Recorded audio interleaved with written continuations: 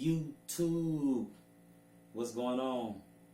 I'm back to give you guys some great information. Just a little quick background. I'm in tech school right now. Been in tech school a couple weeks. Just been trying to get everything. This schedule been jumping around. It's about to jump again starting Monday. So now I'm about to start pushing out some content, giving you guys some videos, some very informational videos that to clear up some information. But also people have been hitting me up on Instagram wanting to know some information about their situation. So let's talk about open contracts real quick. I went in open contract. The guy who hit me up on Instagram, shout out to him, he also had wanted information about open contracts. And I already know it's a lot of people out there that also want information about open contracts because they going in to basic with information, but it may not be clear information because their recruiter haven't been there a while, or there's a disconnect of changes that's currently going on that the recruiter or whoever telling them information is not connecting with what's currently going on. So first, let's talk about open contracts in itself. Basically, an open contract is you going into a certain area that you don't have a locked-in job. You're going to get a locked-in job once you get to basic training. But you going in and it's a bucket of jobs. So I went in open mechanical.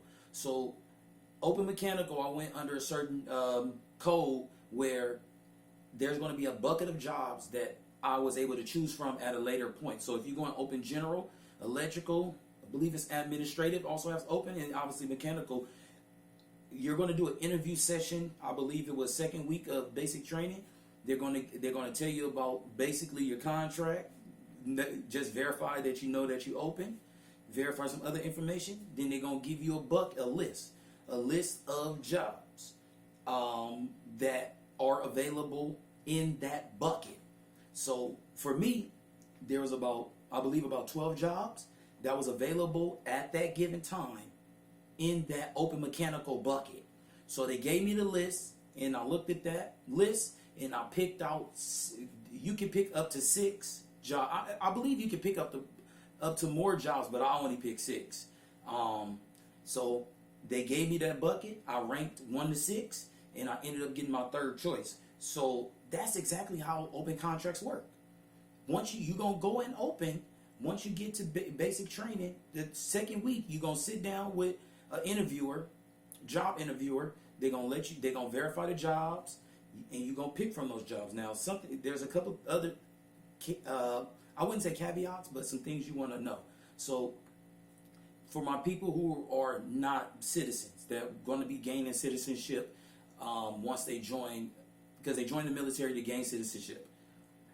Certain jobs are not going to be available in the open contracts because they can't get security clearances because they're not citizens yet.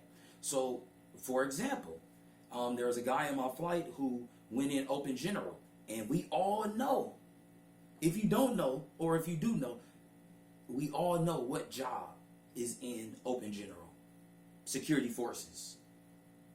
And for people that's trying to gain their citizenship, they don't have citizenship at the time, they can't get security clearance for security forces, so that job, they won't even qualify for that job. That job can still show up in their bucket, but they don't qualify for that job because they're not a citizen and they can't get security clearance.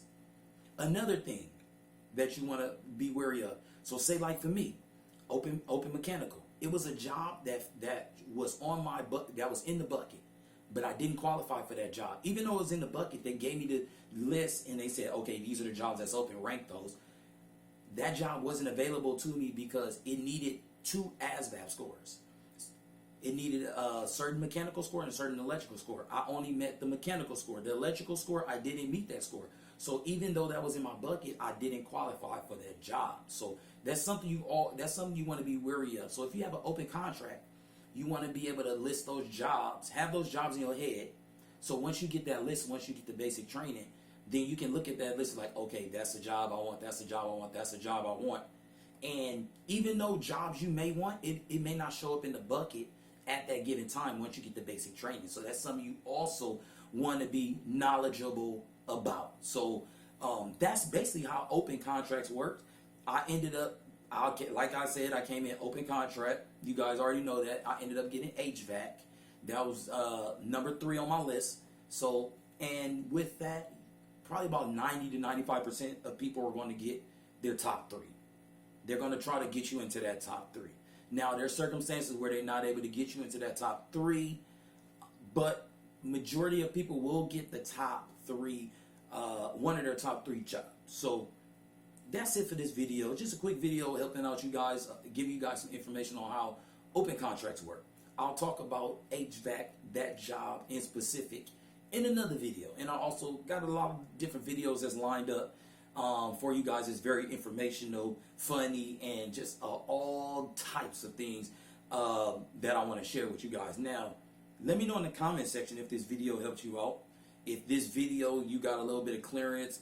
Well, if something became clear for you in this video. And also, if you want me to go over any other topics for future videos, definitely comment in the comment section. That's what it's there for, so I can react, so I can reply to you guys. You know, I've been gone for a while, so I want to interact with you guys and get back to providing that great content. So I'll see you guys in the next one.